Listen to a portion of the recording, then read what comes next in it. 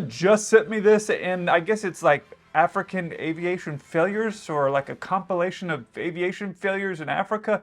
I don't know, I'm kind of curious to see how this breaks up, but I wouldn't really call this a failure. Because this guy was able to get this helicopter off the ground, and I'm assuming had he built it right, he could have just added a little bit more of what I call a rudder pedal, and it would have actually straightened it out. By putting in the rudder pedal, he would have changed the angle of the blade on this rotor, and that is what is used to counteract the spinning effect that you see that's going on here. And I'm no engineer, and I'm definitely not a helicopter pilot, but he was able to get that plane, or a helicopter, off the ground, which is impressive, and obviously it looked like he was okay. He hit the ground, and I've seen people do that in the US when they're learning how to fly. Helicopters, of course, but all you got to do is add a little bit more to the pedal there. If it's built correctly, that just changes the angle of the blade on the tail, and that will keep you going straight. It's a lot going on flying a helicopter. You got to be more coordinated than I am, so I've never even tried. I'm sure I could figure it out with some training, but anyways, not a failure in my book. He dreams of soaring with the birds in an aircraft built with his own 2 hands. 12 other aircrafts he has built before have all failed to take off. He hopes things will be different this time, the 13th time. His previous 12 have failed, but he's thinking lucky number 13 is going to work out okay for him. All right, again, I'm no engineer, but just based on looking at this overall close-up of the aircraft, I'm really not optimistic for his success, but let's see what happens.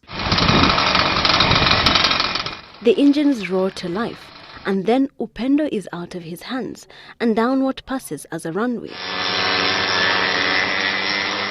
For a few glorious seconds, Upendo is airborne, and then it crashes to the ground.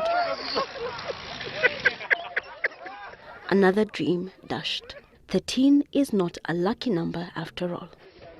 I thought this guy had failed in 12 previous airplanes, that he was going to go fly this, but it doesn't look like there's actually anybody inside the aircraft as they're getting ready for takeoff. And I really doubt, based off the overall engineering setup, like using rocks as chocks, that they have the ability to do drone flying. So I'm not sure what the thought process here was, that if this plane was going to take off and was going to be able to fly, what was going to happen to it? Like, we're going to launch it off this ramp, which gets it in the air, and then it starts flying, and we have no way to control it? That seems like not very well thought out. And while there have been some cases of planes using small ramps or things like that to actually get them in the air quick enough, this here is more of a bike ramp that you would use as a child to get up in the air, which I know all about because I used to build those ramps when I was a little kid, and some of you may have noticed that I have this scar here on my chin, right here.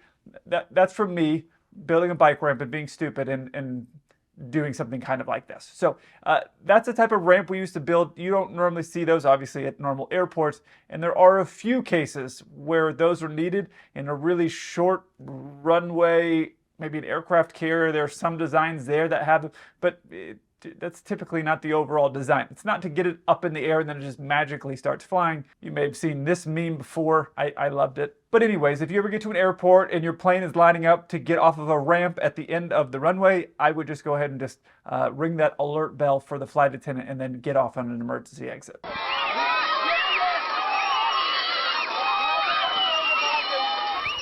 And when the time came, the homemade plane was towered by a car to gain the required speed to take off, but seemed to be more obsessed with the ground than the air, failing to take off.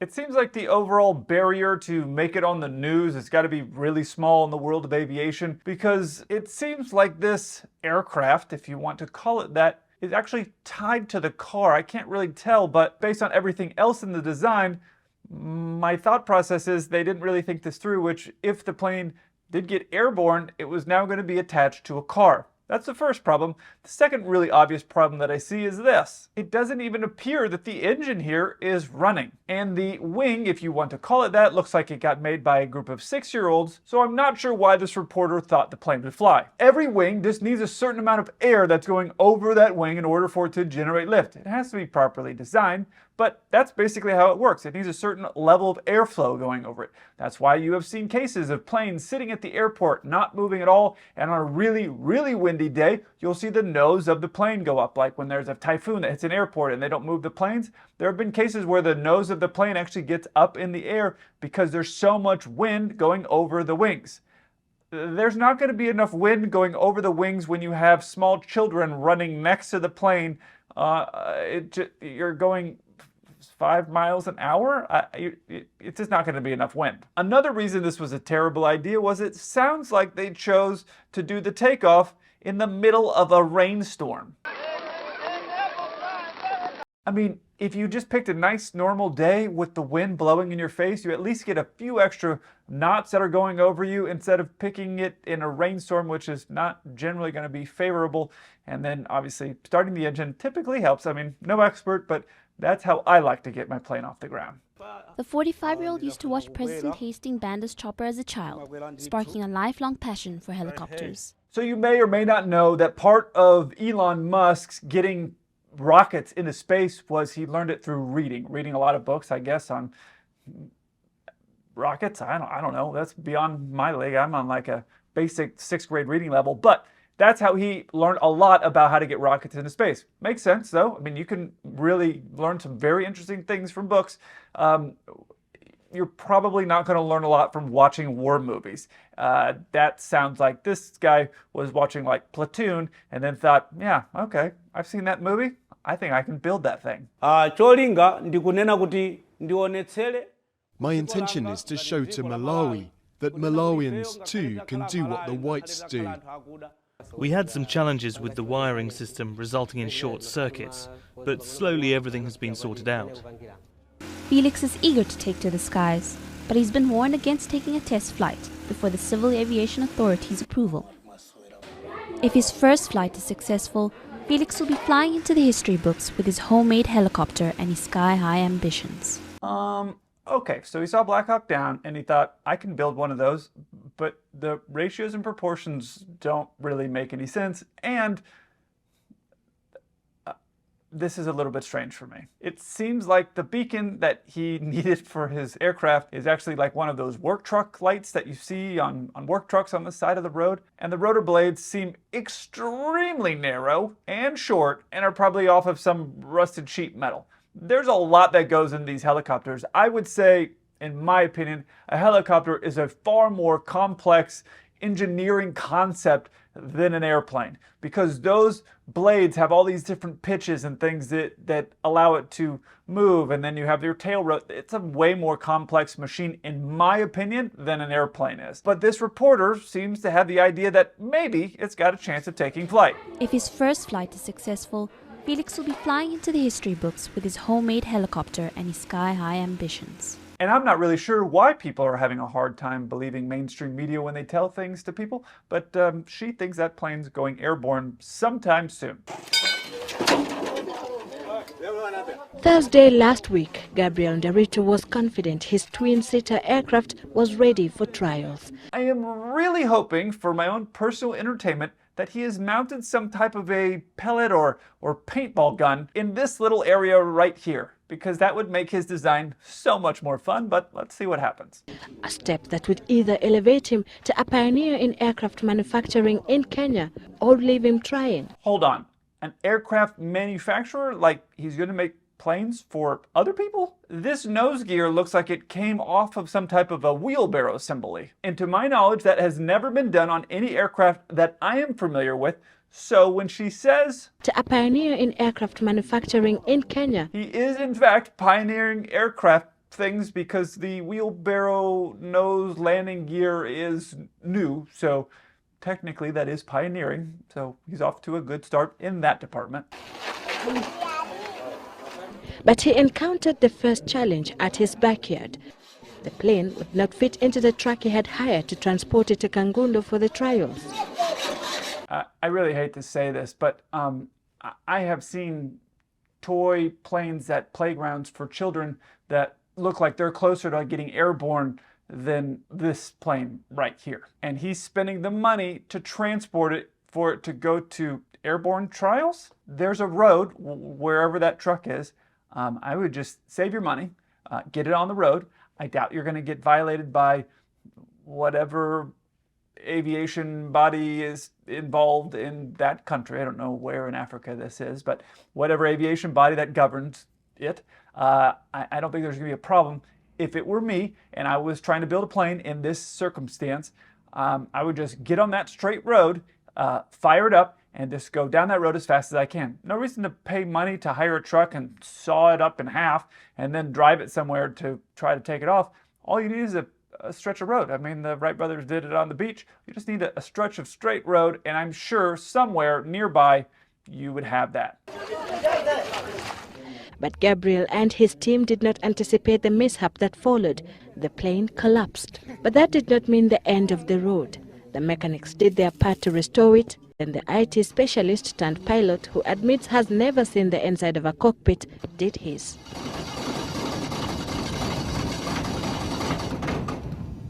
So the test pilot has never seen the inside of a flight deck, but he is going to be your test pilot.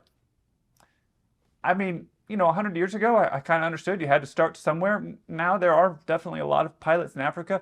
I'm just curious what that test pilot thought was going to happen if the engine did start and it does get airborne, which we're about to find out. What is he going to do once it gets up in the air? I'm very curious. The second and third day ended without much success. But by Sunday, the team had done everything in their power to get this plane powered by a Toyota NZE engine and a chloride oxide battery to make sure it would fly. Even if we are able to make it 3 feet or 4 feet, we believe we will have moved a big step.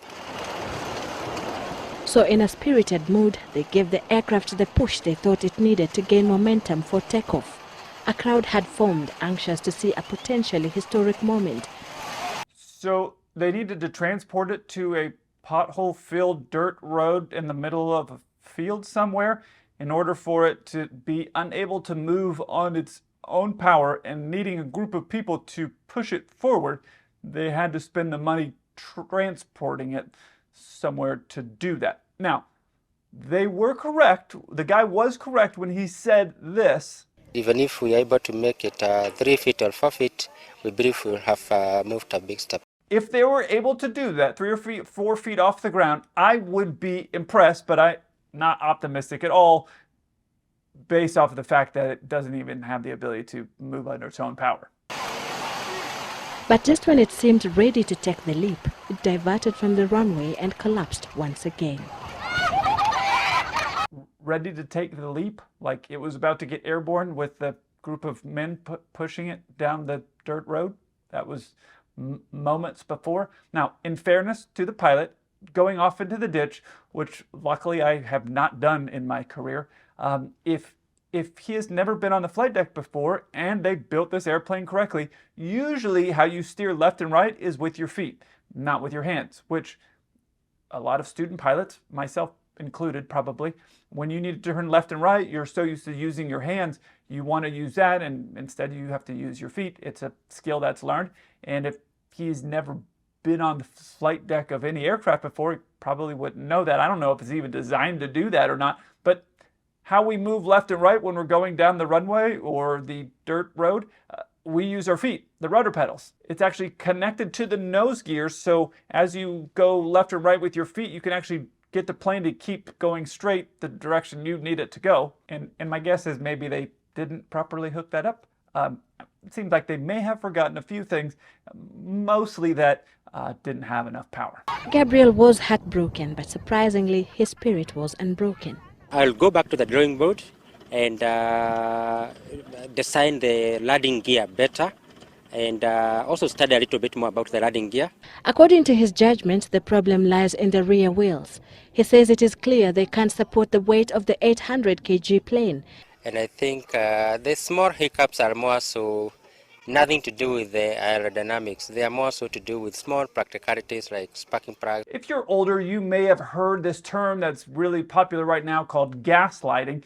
And if you're unfamiliar with what that means, well, one of the online definitions I found is a psychological manipulation of a person, usually over an extended period of time, that causes the victim to question the validity of their own thoughts, perception of reality. Usually you hear it in the context of somebody gaslighting somebody else. This guy is gaslighting himself if he thinks that it's simple issue with the landing gear or some aerodynamic problem. There's really no part of this plane that's going anywhere in the air or down a runway or taxiway or even down the road because it doesn't have its own power to move itself. So it's lacking literally all the characteristics that you're going to need except for the fact that it does have wings to it. So they have this saying that anything with wings will fly if you get it going fast enough. Those gentlemen aren't going to be able to push that plane fast enough to get the wings. So is the aerodynamics a problem? I guess technically not. If you strapped a bunch of jet engines to it, it would probably get airborne, but you are going to need some different landing gear. So also, again, not wrong. When you dream big, you have to start somewhere. For Chris and Samba, the founder of the African Space Research Programme, that entails using his back garden to construct Uganda's first jet aircraft, ahead of the planned launch of a satellite into space. Okay, we are supposed to at least have a probe in the lower orbit of the Earth, at least in the next 4 to 5 years. There is still a long way to go. The engine for this prototype is yet to be built. Chris and his team are just putting the finishing touches to a shell. The finishing touches, that's where they're at on the stage of this. Some of you know that I do fly a modified 747 that transports parts of other planes on the inside of it, like the fuselage or wings of other large aircraft. So I am familiar with what it's like when you're transporting and doing the construction of aircraft. I've been in plants where they're building actual planes. I have not been invited to Elon's factory to see his rocket facility, so I am open to that invitation. But I have never seen anybody building a plane in which case they were sanding it as the final touches. That's new to me. And they will have to build a much more robust machine from scratch in order to realise his dreams. But his volunteers appear willing to put their lives in his hands. As we take this project up, I expect to be one of the participating flying pilots for this project. So far, the programme has received a modest $80,000 or so in private donations, but its prospects have been boosted by an official pledge of support from Uganda's government, which is donating an undisclosed sum. The President has talked to them on phone, and based on my report, he has agreed to give them some support. $80,000 in private donations? Look, I know nothing about ranching. Zero, literally zero. I can ride a horse. That's about as far into ranching. But I guarantee you that I could run a successful ranch before that guy is getting anywhere near the air. So if the people of anywhere in, did they say Uganda?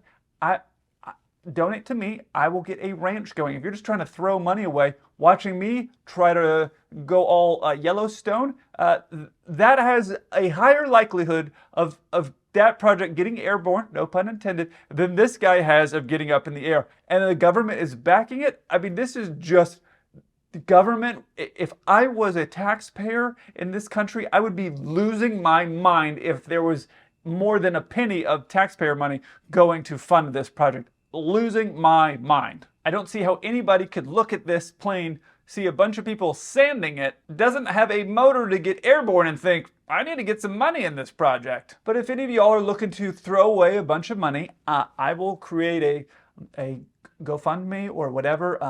We'll call it Kelsey Goes Yellowstone or something like that. And I'll go buy a ranch. I actually saw a ranch that it's not a real full-scale ranch, but a piece of land that could be a ranch that I would go live on just the other day. I'm out on a trip right now, so obviously I can't see it. But when I get back to Texas, I'm going to go take a look at it. And I'm not expecting anybody to give me any money. But my point is that people shouldn't be throwing their money away into a project like this. Save your money. Just like you should save your money if you wanted to donate to me becoming a rancher, because that is really not going to be a successful business venture for anybody. I look forward to hearing from you. Until then, keep the blue side up.